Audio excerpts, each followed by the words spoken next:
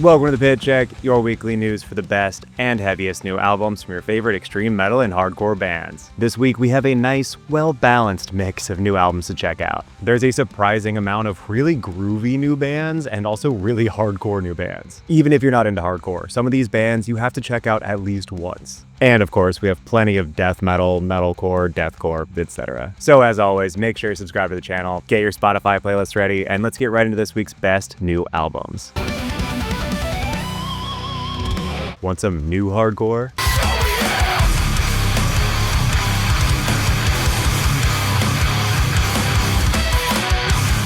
The hardcore and new metal crossover band Bodyweb has just released their sophomore EP titled Deadwired.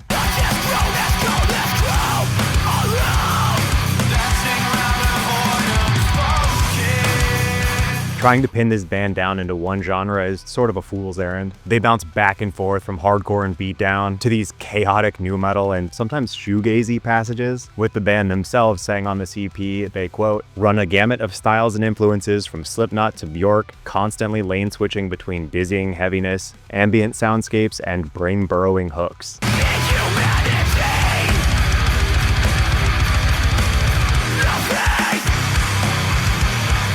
And I can't possibly give enough credit to how raw this EP sounds. Not only was this entirely self-produced, they also didn't use a click track, and they recorded it with all of the same guitars, amps, mics, etc. that they use when they play live, really giving this such a textured and tangible feeling. It's all a lie!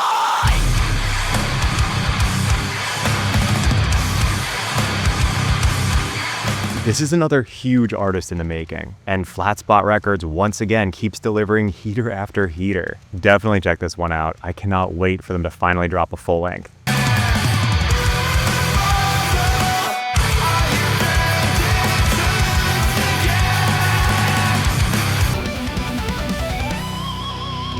Symphonic deathcore just keeps getting better.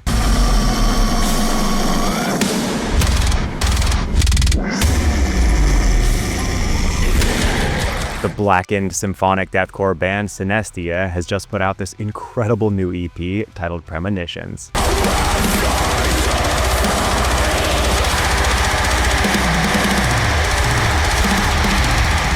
I love the collaborative spirit of this band. Their last release was a critically acclaimed crossover with the band Disembodied Tyrant, and they must really love each other, because DT vocalist Blake Mullins not only has a feature on this EP, but he also produced, mixed, and mastered the entire thing. And for a vocalist this time around, Synestia picked up Ryan Vale, the incredible vocalist from Larcenia Row, who sounds right at home with this band.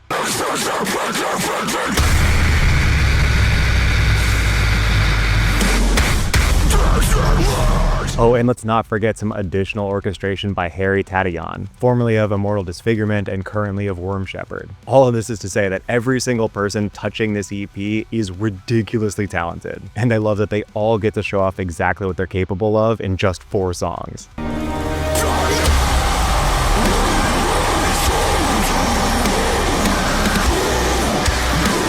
The riffs, the breakdowns, the melodies, the drumming, all of it is at the highest caliber that modern deathcore has to offer. And Synestia is out here just continuing this trend of 2025, pushing deathcore to new heights. Of course, I do wish this EP was just a little bit longer, but this is their 4th release in 5 years, so I really can't complain about the output.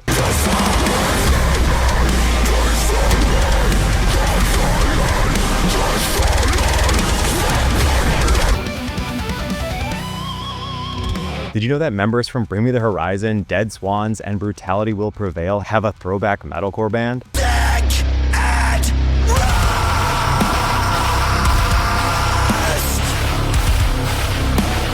The raw and heartfelt metalcore band Still in Love has just released their debut album titled Recovery Language.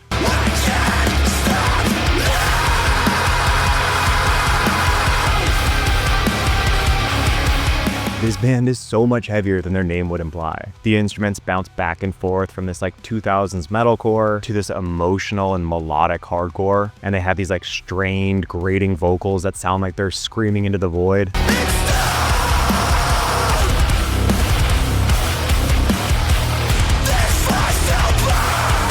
And it makes sense that this band is just full of heavy hitters, because they are so perfectly able to just play with your heartstrings. They have these beautiful melodies and rhythms that can be either uplifting or terrifyingly existential. And they have these devastating and soul-crushing lyrics that are delivered with such raw passion.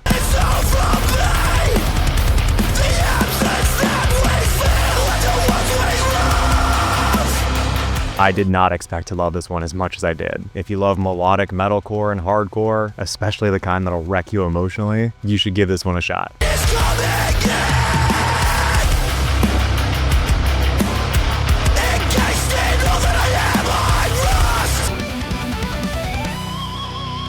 Who knew Swedish hardcore was this insane?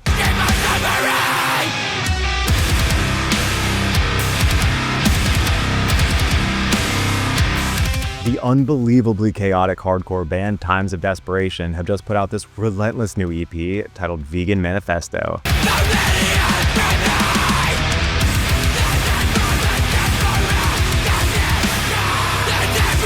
This EP will make you want to fight the Hamburglar. The energy, the atmosphere, and the absolute bone-shattering riffs are so visceral and hard-hitting. Every single song sounds like you're going into battle with the world.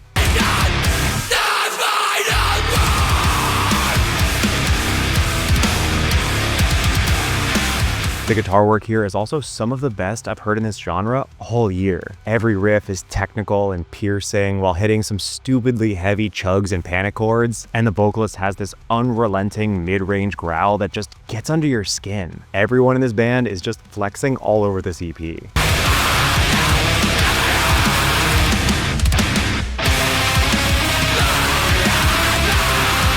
My literal only flaw with this EP is that it's only 5 songs. How am I supposed to rate an animal testing center with only 5 songs?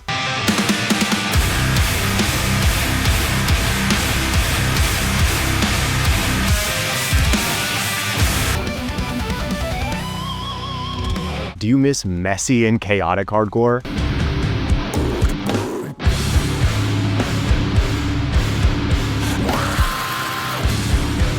The throwback metalcore and hardcore band Long Goodbye has just released this wild new EP titled To Reconcile with Death for the Sake of a Beautiful Ending.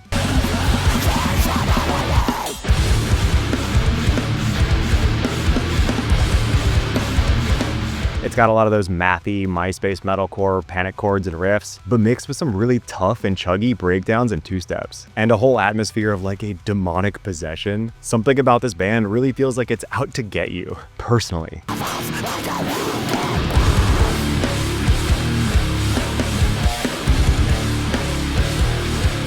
Obviously, the instrumentals here are both extremely technical and ungodly heavy, but the vocalist here is really putting on a show-stopping performance. They have these blood-curdling highs that sound like they're worming their way into your brain, and then we'll hit you with these beefy lows that perfectly mirror the fuzzy and overwhelming guitars.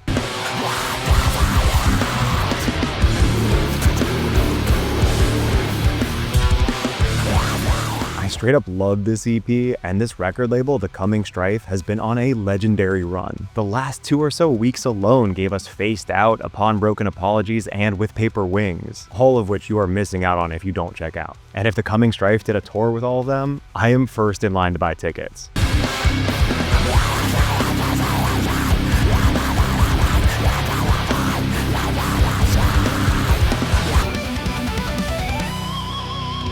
Why does metalcore and shoegaze work so well together?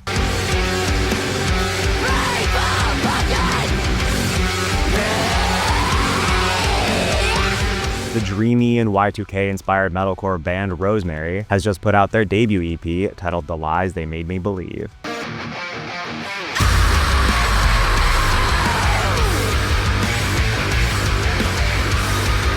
If you wanted a heavier, more chaotic Thornhill, you're gonna love this. The band themselves say they, quote, blur the lines between the heavy purity of techie metalcore and the raw energy and brutality of hardcore. And they've stated their inspiration from bands like Thornhill, Spiritbox, and Static Dress, but they have this energy and DIY grit that I just don't get from those other bands.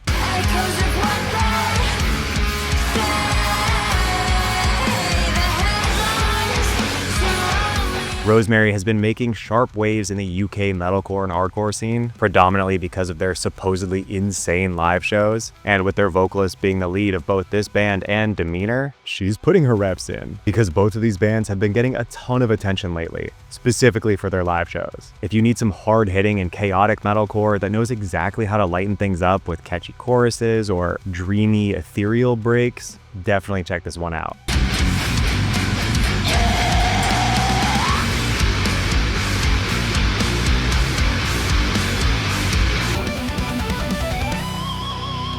Do you miss 90s beatdown hardcore?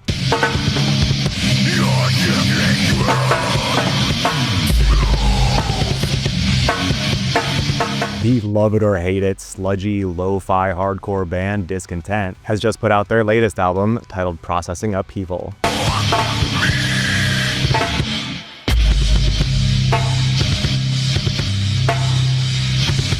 So a massive part of the love it or hate it thing comes from the recording. This album sounds like a 90s beatdown hardcore tape that's been passed around one too many times. And whether or not you dig that will entirely determine whether or not you like this album. That dodgeball smack snare drum cuts right through the mix, but then the double bass drum muddies up the entire thing. And the guitars are constantly chugging and hitting these surprisingly sick death metal riffs. They're just kind of tinny and in the background.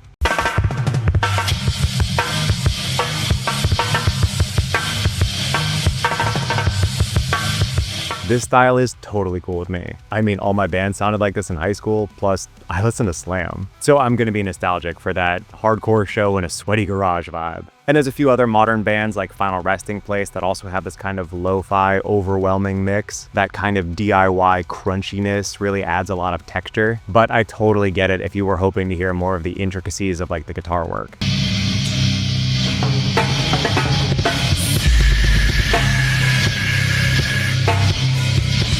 But all in all, I had a great time with this one. It's heavy, it's messy, and it's got so much energy. Definitely check this out if you love when your hardcore music sounds like a bootleg VHS.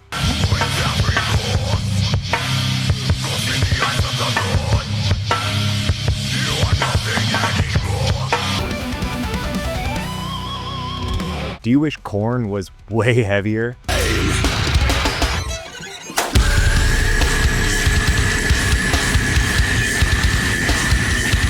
The genre-bending metalcore and nu metal band Tallah has just released their latest album titled Primeval, Obsession, Detachment.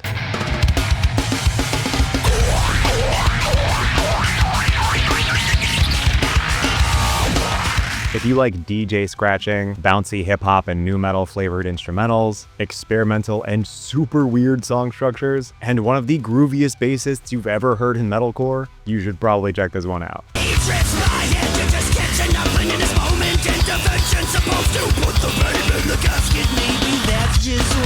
There's obviously a ton of late 90s and early 2000s nu metal and rap rock influence, but then there's also electronic and jazz and swing influences. This isn't going to be for everyone, but for those of you who are down to get a little bit weird with your 2000s nostalgia, this is definitely worth checking out.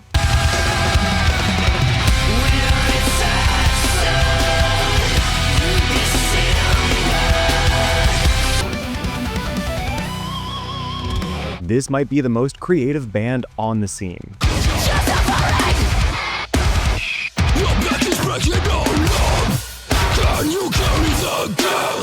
The groovy, experimental, post-hardcore and metalcore band Vianova has just released their incredible debut album titled Hit It.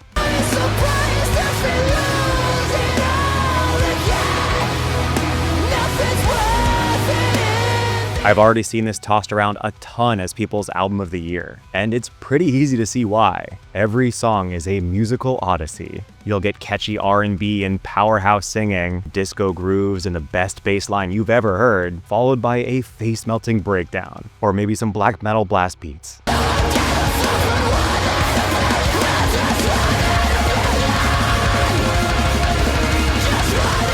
Genres mean nothing to this band. They could not care less what they're supposed to sound like. This really feels like a bunch of incredibly talented yet super goofy dudes from Berlin. And I love that this carefree attitude is not only all over their music, but also this crazy soap opera storyline they have going on between their music videos and their social media posts, leading to this huge culmination of the story where like half the album got released on OnlyFans.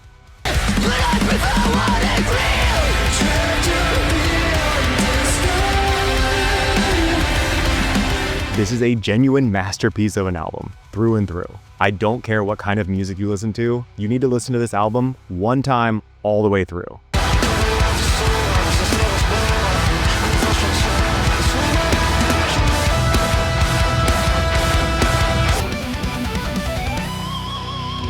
And then finally, make sure you check out Fleshwater. This new album is really fun if you're into like that 2000s shoegazy post-rock. It's got some hardcore adjacent vibes, which I think leads a lot of hardcore bands to like shit on them, but I really dig this sound. It's really good for when you have the aux cord and you're not allowed to put on anything screamy. Also, you should check out Modern Life is War for some classic 2000s hardcore punk. Blessthefall also put out a really solid new album if you like that Rise Records era mallcore sound. And then also check out Entropic Rot if you want some fantastic slamming deathcore. And then finally, if you liked melodic Nordic death metal, Before the Dawn had a sick new album that you should check out as well. As always, I like to highlight a lot of the most unique and interesting ones, but that doesn't mean that these bands aren't worth checking out. Definitely check out these bands too. And as always, let me know if there was anything I missed or any of these bands that I should have covered that I should maybe give a spot to next week. And of course, let me know if you've got a band that you want me to check out. And I'll catch you next week for next week's new metal and hardcore albums.